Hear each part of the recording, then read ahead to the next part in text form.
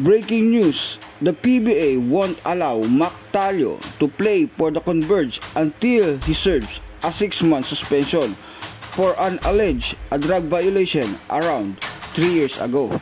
Pagkatapos papirmahin ng 2 years si Mac Talio, ang PBA Board of Governors ay naglabas na si Mac Talio ay bawal maglaro until he serves a 6-month suspension for an alleged drug violation around 3 years ago. Ito ni Mac Talio kung paano siya nadiskubre ni Aldin Ayo. December 2020, sumali ako sa mga private runs, mga papawis lang. One time, may game before us na mga college player. Sakto, nanood si Coach Aldin Ayo. Pero that time, hindi pa niya ako kilala. Si Coach kasi hindi naniniwala hanggat hindi niya nakikita. So during that time na manonood siya, sabi ko sa mga teammates ko na manonood si Coach Aldin, magpapakita ako at huwag nyo akong papalitan. At maganda naman ang pinakita ako, lalo na sa passing and shooting.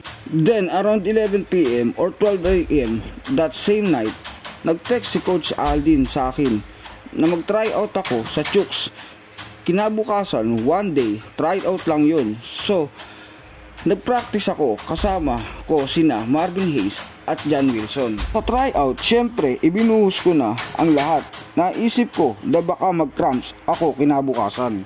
After tryout, sabi ni Coach Aldi na magpakondisyon ako. Sabi niya, overweight ako para sa height ko. Then, December 26, kinuha nila for the roster. Sabi ko talaga sa sarili ko na magpapakondisyon na ako, ibibigay ko na ang lahat. Nag-diet ako at nag-training hanggang sa pumayat ako ng 15 kilos. Actually, this is the first time in my career na nasa kondisyon na talaga ako.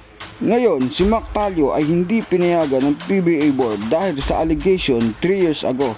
Same na pagharang ng PBA board kay Delta Pineda para maging governor ng Converge sa PBA Board of Director.